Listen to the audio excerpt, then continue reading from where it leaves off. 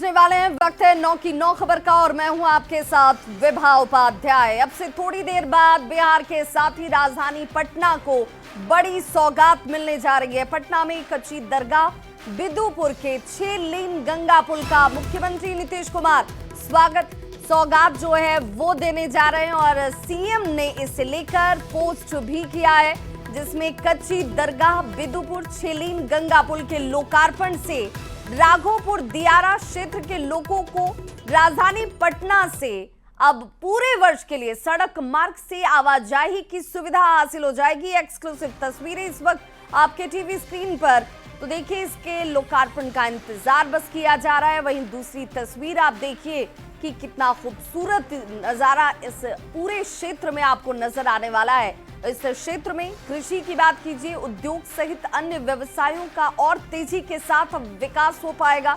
इसी के साथ इमरजेंसी की हालत में मरीजों को सुविधाएं मिल पाएंगी। पुल के चालू हो जाने से महात्मा गांधी सेतु पुल पर यातायात का जो भार है, जो दबाव है, वो भी कम होगा। अब राघोपुर दियारा वासियों को नाव पर निर्भर नहीं रहना होगा, जो उनकी बहुत वक्त से एक लंबी मांग रही है कि भाई हमारे लिए भी यातायात सुगम होना चाहिए था। तो अब इस पुल के उद्घाटन के साथ ही सीधे तौर पर ये कच्ची दरगाह बिदुपुर पुल जो है एक बड़ी सौगात के तौर पर इन लोगों के लिए सीधे अब पुल से पटना पहुंचने की सुविधा इन लोगों को हासिल होगी। नीतीश कुमार बिहार वासियों को आज एक बड़ी सौगात देने वाले हैं। गंगा नदी पर बने 6 लेन पुल का आज उद्घाटन होना है और ये 6 लेन पुल बिहार का पहला 6 लेन पुल है, जो एक वरदान से कम नहीं होगा।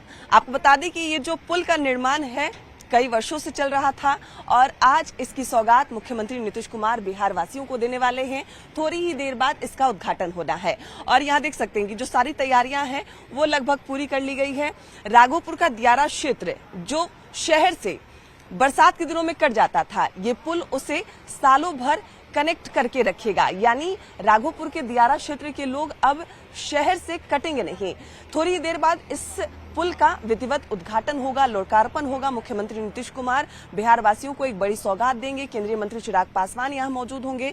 बिहार के दोनों डिप्टी सीएम इस कार्यक्रम में मौजूद होंगे और इस जो पुल की जो तस्वीर है वो आप कैमरे की नजर से देख सकते हैं। साथ ही साथ यहाँ पर अलग अलग तस्वीर के माध्यम से भी इस पुल की खूबसूरती को दर्शाया गया है कि ये कितना भव्य, कितना बड़ा जो प्रोजेक्ट है वो अब आज लोकार्पण के लिए बिल्कुल तैयार है।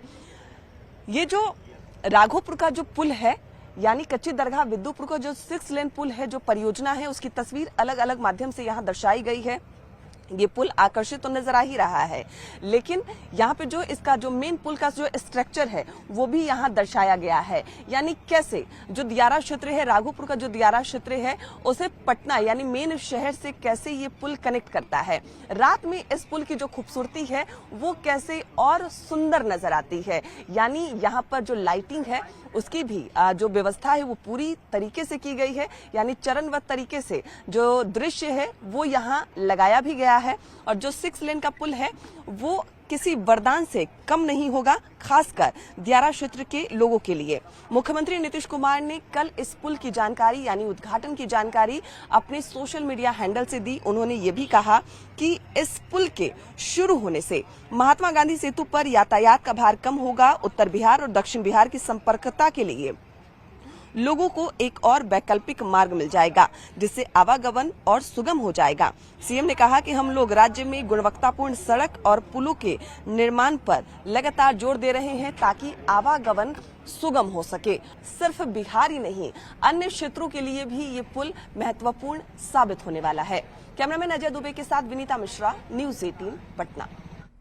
तो चलिए अब आपको इस पुल की कुछ और खासियत भी बता देते हैं, क्योंकि ये पुल दियारा के लोगों के लिए अपने आप में बहुत महत्वपूर्ण हो जाता है। तो वैसे में ये जानना और समझना होगा कि आखिर ये पुल आपके लिए कितना कारगर और महत्वपूर्ण है। तो कच्ची दरगाह बिदुपुर पुल के बारे में समझिए। कच्ची दरगाह बिदुपुर पुल 6 लेन पुल का उद्घाटन बस सबसे थोड़ी ही देर बाद जो मुख्यमंत्री है नीतीश कुमार उनकी तरफ से किया जाएगा। 5 मिनट में दियारा के लोग जो हैं वो पटना पहुंच पाएंगे। और ये अपने आप में बहुत बड़ी बात है दियारा के उन लोगों के लिए जो बरसात के दिनों में बिल्कुल कट जाया करते थे। आजादी के 76 साल के बाद पटना से राघोपुर जो है अब जाकर जुड़ रहा है। इतना लंबा इंतजार इस क्षेत्र के लोगों ने किया है, लेकिन अब ये इंतजार उनका कुछ देर में खत्म होने वाला है। गंगा पर बना modern extra dose cable bridge, जिसका मजबूती को लेकर उसकी भी हमेशा चर्चा होती है। NH31 से राघोपुर तक की आवाजाही जो है अपने आप में बहुत महत्वपूर्ण है। पीपा पुल और नाव पर अब निर्भरता लोगों की एक तरीके से दियारा के खत्म होने वाली है। स्थायी सड़क संपर्क से पटना आना पहुंचना और यहां से अपने रोजगार को बढ़ाना आसान हो जाएगा। दूरदर्शी सोच का नतीजा है मुख्यमंत्री के। और 19 किलोमीटर परियोजना की लंबाई जो है वो बताई जा रही है और इसीलिए इसका इंतजार बड़ी बेसब्री से लोग इस क्षेत्र के कर रहे हैं। 9.76 किलोमीटर लंबा extra dose cable stay bridge जो रात में अपनी खूबसूरती के लिए भी अब लोगों के बीच चर्चा का विषय होगा। 32 मीटर 6 लेन वाले पुल की चौड़ाई जो है वो बताई जा रही है और 100 किलोमीटर प्रति घंटे की रफ्तार से गाड़ियां यहां पर फर्राटा भरती हुई दौड़ती नजर जाएंगी। तो सड़क से व्यापार, परिवहन और निवेश के नए रास्ते जो हैं वो खुलते हुए नजर आएंगे।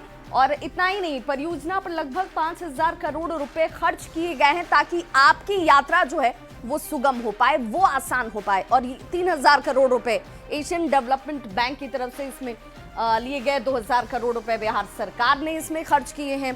सहयोगात्मक तरीके से विकास को एक रफ्तार जो है वो दी गई है और इसलिए कहा जा रहा है कि ये दियारा के लोगों के लिए किसी वरदान से कम नहीं है। और चलिए अब बात करते हैं 5 जुलाई को आरजेडी के राष्ट्रीय अध्यक्ष का चुनाव होना और इसकी प्रक्रिया की शुरुआत आज से हो रही है। हालांकि जो जानकारी आरजेडी के राष्ट्रीय प्रधान महासचिव अब्दुल बारी सिद्दीकी ने दी उसके मुताबिक तो यही है कि आरजेडी के अगले राष्ट्रीय अध्यक्ष लालू प्रसाद ही होने वाले हैं। सिद्दीकी ने यह भी कहा कि राष्ट्रीय अध्यक्ष पद पर लालू प्रसाद ही रहेंगे। कल वो राष्ट्रीय अध्यक्ष के लिए अपना नॉमिनेशन भी तो आज ही वो नॉमिनेशन जो है वो उनकी तरफ से दाखिल किया जाएगा। अब्दुल बारी सिद्दीकी के अनुसार पूरी पार्टी ये चाहती है कि लालू प्रसाद ही राष्ट्रीय अध्यक्ष बने रहें। राष्ट्रीय अध्यक्ष लालू प्रसाद यादव हैं और रहेंगे, हम लोग यही चाहते हैं। लेकिन उनकी तबीयत नासाज है कहा जा रहा है। उनकी तबीयत नासाज है तो काम तो हो ही रहा है ना, चल रहा है कि नहीं चल रहा है। मगर तबीयत जहाँ भी कोई बड़ी घटना घटती है तो वहाँ तो जाते ही है ना लालू प्रसाद यादव। कोई भी इम्पोर्टेंट मीटिंग होती है वो मीटिंग में रहते हैं ना। बिना उनके राय मशवरा के पार्टी में कोई काम नहीं होता।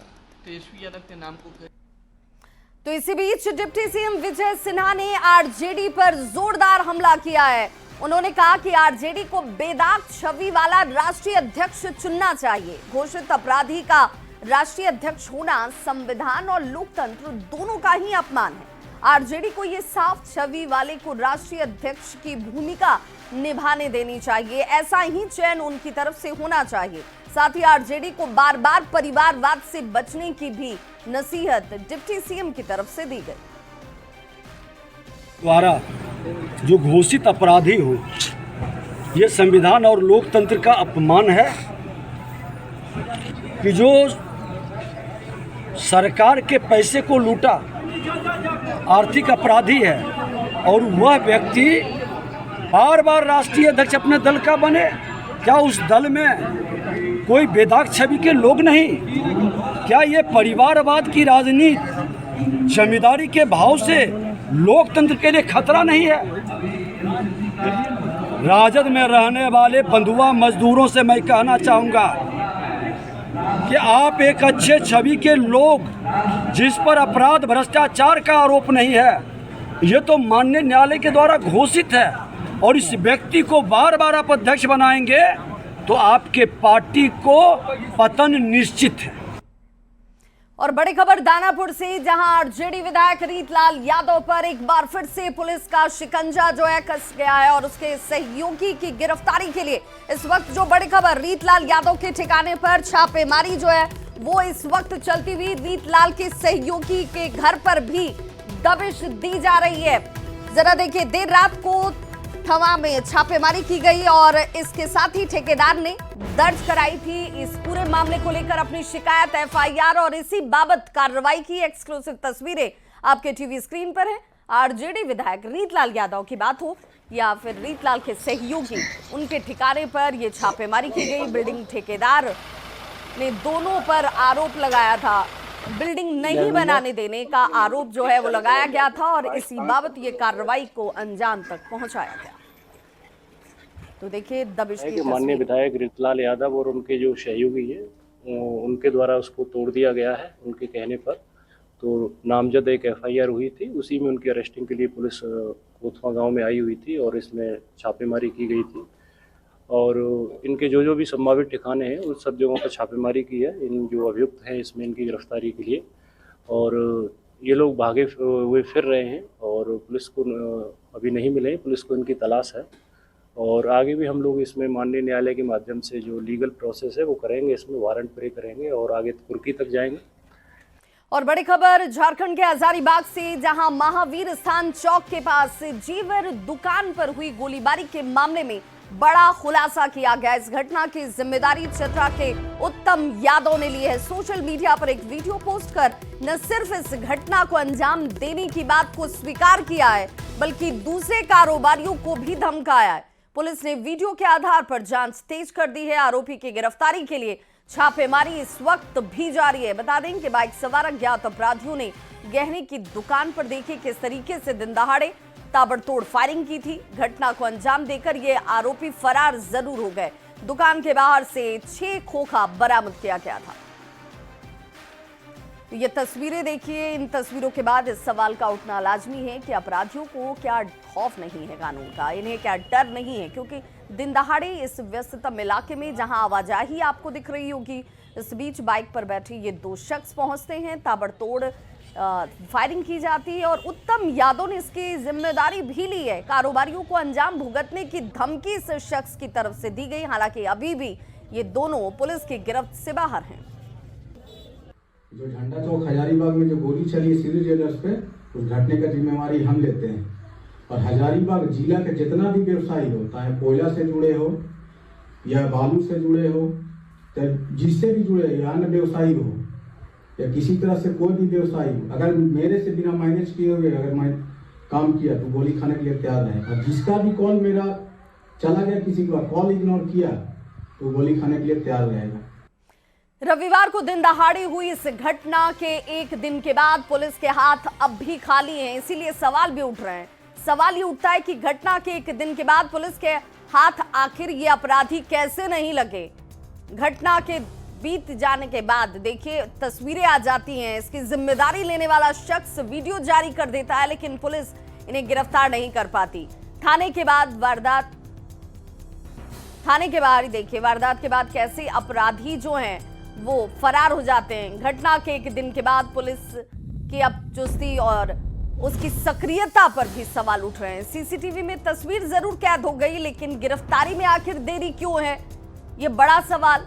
पुलिस की लापरवाही से अपराधी क्या बेखौफ हैं और इसीलिए वो अपने साम्राज्य को बड़ा कर रहे हैं। हजारीबाग एसपी के पास इन सवालों का जवाब है क्या? और बड़ी खबर इस वक्त बिहार के छपरा से कारोबारी के घर पर हमला किया गया है। ये बड़ी खबर इस वक्त सामने आती हुई, आवास पर पेट्रोल बम से हमला किया गया है। कारोबारी का ये घर बताया जाता है, जहां पर हमले में दिवाकर गुप्ता जख्मी बताए गए हैं। छपरा से ये बड़ी खबर सामने आती हुई और ये तस्वीरें इस वक्त आपके टीवी स्क्रीन पर, पेट्रोल बम फेंककर दहशत फैलाने की कोशिश की गई है। कारोबारी के घर को निशाना बनाया गया। हालांकि देखिए कारोबारी भी जख्मी हुए, जिन्हें इलाज के लिए अस्पताल पहुंचाया गया। 3 बजे लगभग 2:45 में बहुत जोर से लोगों की बाहर से आवाज़ आई है। वाइफ हमारी बोली कि देखिए कोई बुलावत था, तो हमने गेट पर गए तो देखें कि बहुत आग लगा हुआ है गेट पर, चैनल गेट के पास। और भैया दिवाकर भैया बाहर आओ। उसके बाद हमने ताला खोला है। जैसे हम बाहर निकलना चाहें एक बहुत थर्ड हुआ है, बहुत आवाज़ हुई है। बाहर निकल तो गए हैं, फिर पानी वानी की भी स्कैरसिटी थी, किसी तरह उसको बालू से पानी से बुझाने का सभी लोगों ने, 2-3 ही आदमी थे, 4 आदमी। और अब बात ईरान इजराइल युद्ध की, तो ईरान के इस्फहान और नतांज परमाणु ठिकानों पर हुए हमले से पहले और बाद की सैटेलाइट की तस्वीरें देखिए। इस वक्त ये तस्वीरें सामने आ चुकी हैं और ये सैटेलाइट की तस्वीरें इस वक्त आप देख पा रहे होंगे, जिसमें दोनों परमाणु ठिकानों पर अमेरिका ने 22 जून को जब हमला किया, उसके बाद ये तबाही के निशान सैटेलाइट से लिए गए इन तस्वीरों में आप देख सकते हैं, जिसकी खुद अमेरिका ने कहा कि भाई हमने ये साइट पर निशाना साधा और तबाही की तस्वीर साफ साफ आपके सामने। इन तस्वीरों से एक बात तो साफ है कि ईरान के परमाणु साइट पर अमेरिका का हमला बेहद सटीक रहा और अमेरिका ने जहां जहां बम गिराए वहां तबाही के निशान अब नजर आ रहे हैं। और ये तस्वीर देख लीजिए, ये वो परमाणु ठिकाने और स्थान है जिनको एक एक कर टारगेट किया गया अमेरिका की तरफ से। हमले के पहले की तस्वीर भी देखिए और हमले के बाद बर्बाद हुआ ये परमाणु स्थान, जहां पर बताया जा रहा है कि ईरान के इसी परमाणु ठिकाने को टारगेट करते हुए अमेरिका ने 22 जून को हमला किया था और एक एक जहां पर हमले किए गए वो निशाना बिल्कुल सटीक। तो सैटेलाइट की तस्वीरों में तबाही की निशान आपको साफ नजर आते हैं। तो ईरान पर परमाणु सेंटर पर हमले की कुछ और तस्वीरें भी सामने आई हैं, तो जरा इन तस्वीरों को भी देखिए। परमाणु ठिकानों के ऊपर 6 गड्ढे जो हैं वो कैसे नजर आ रहे हैं। इन गड्ढों को देखकर आप अंदाजा लगा सकते हैं किस तरीके से यहाँ पर जहां जहां बम गिराए गए वहां वहां तबाही के निशान जो हैं वो साफ नजर आ रहे हैं। और दावा ये भी किया जा रहा है कि परमाणु ठिकानों के ठीक ऊपर ये गड्ढे मिसाइल हमले की वजह से बन गए। वहीं हमले वाली जगह राख की मोटी परत भी जमी हुई नजर आती है। तो ईरान पर हमले की ये तस्वीरें जिसमें गड्ढे आपको दिख रहे होंगे, राख नजर आ रहा होगा। और ईरान ने कहा कि भाई पहले ही हमारी तरफ से कहा गया था कि अमेरिका इसमें न कूदे, लेकिन अमेरिका ने हमारे परमाणु ठिकानों को निशाना बनाया और उसे तबाह करने की कोशिश की है। ईरान ने अमेरिका को अब धमकी दे दी है सीधे तौर पर। अब ये बड़ी खबर, ईरान ने अमेरिका को धमकी दी है और ये मानकर चला जा रहा था कि ये नौबत आने वाली है। ट्रंप को संदेश भेजकर ये धमकी दी गई है और स्लीपर सेल एक्टिव करने की धमकी जो है ईरान की तरफ से अमेरिका को दे दी गई है। अमेरिका को पहले ही ईरान ने चेता दिया था कि अगर बीच में अमेरिका कूदता है ईरान और इजराइल युद्ध में तो इसके अंजाम बुरे होंगे। लेकिन इसके बाद अमेरिका की तरफ से परमाणु ठिकानों पर निशाना बनाया गया और उसके बाद ईरान ने अब अमेरिका को खुली धमकी दे दी है। यूएस ने हमला किया, अब स्लीपर सेल एक्टिव हम करेंगे, ईरान की तरफ से ये कहा गया है। तो देखिए अब ईरान और इजराइल के इस हमले में जहां पर तमाम दूसरे राष्ट्र ये कह रहे हैं कि भाई यहां पर बातचीत वाला रास्ता अख्तियार करना चाहिए। कुछ लोग अमेरिका के इस हमले को सही ठहरा रहे हैं तो कुछ इसकी निंदा कर रहे हैं। और इस बीच आपको ये भी बताते चलें कि अब ईरान ने ये साफ कर दिया है और संदेश भेजकर अब अमेरिका को एक तरीके से सीधी धमकी दे दी है कि भाई स्लीपर सेल अब हम एक्टिव करेंगे। बड़ी खबर बिहार के खगड़िया से इस वक्त सामने आती हुई, मां और बेटे की गोली मारकर हत्या कर दी गई है। पसराहा के महद्दीपुर गांव की यह घटना, जमीन का विवाद इस हत्या की वजह आशंका के तौर पर जाहिर किया जा रहा है। अपराधी ने घर में घुसकर गोली मारी। मां फूला देवी और बेटे पंकज कुमार की हत्या की गई है। दोहरे हत्याकांड की जांच में इस वक्त पुलिस जुटी हुई है। जैसे नुकाने के जाता ना, गोली मार दिया और बाद हंसवास मुंडियन काट दिया है। अच्छा, फिर माँ को पहले ये मार दिया था गोली से। कितना गोली मारा? एक गोली मारा। हाँ, नाक। अच्छा, अब फिर जाके वहाँ भैया कौन गए थे, कोई नहीं था, तब पुलिस को फोन किए 112 पर। अच्छा, गोली मारकर धारदार हथियार किया हुआ है। वजह क्या स्पष्ट हो रहा है? पूर्व के दुश्मनी को लेकर हुआ है। तो ये मरने वाले कौन कौन है? माँ बेटा है। और संवाददाता मृत्युंजय हमारे साथ इस वक्त ज्यादा जानकारी के साथ जुड़ गए। मृत्युंजय, क्या तो खगड़िया संवाददाता दिग्विजय हमारे साथ जुड़े हुए हैं। दिग्विजय, जरा ये बताइए कि आखिर इस पूरे घटना के पीछे पुलिस की तफ्तीश क्या कहती है, क्यों ये हत्या की गई और अब गिरफ्तारी कब तक? जी बता दें कि वो ये महद्दीपुर जो गांव है पसराहा थाना क्षेत्र में पड़ता है और 8 बीघा जो बताया जा रहा है कि जमीन है उसको लेकर के जो पड़ोसी है उनके, ये पंकज जो है जो मृतक है उनके जो पड़ोसी जो विवाद वर्षों से चली आ रही है, इसको लेकर के पूर्व में भी हत्या हुई। अभी जो महिला की जो मौत उसी हत्या के मामले में जेल में है अभी भी, और उस पूरे मामले को लेकर के तफ्तीश चल रही है। तो ये जमीन विवाद को लेकर के पुलिस पूरे मामले की बात बता रही है। यहाँ पर पूर्व से जो रंजिश चली आ रही थी इसी विवाद को लेकर के, और आशंका अभी जाहिर की जा रही है कि पुरानी जो हत्या हुई है उसी परिवार से, उसका बदला लेने के लिए जो है तो आज उस घटना को अंजाम दिया गया है। घटना की सूचना मिलने के बाद पुलिस जो है जो बिल्कुल, और अब देखना होगा कि अपराधियों की गिरफ्तारी कब तक हो पाती है। बहुत बहुत शुक्रिया दिग्विजय।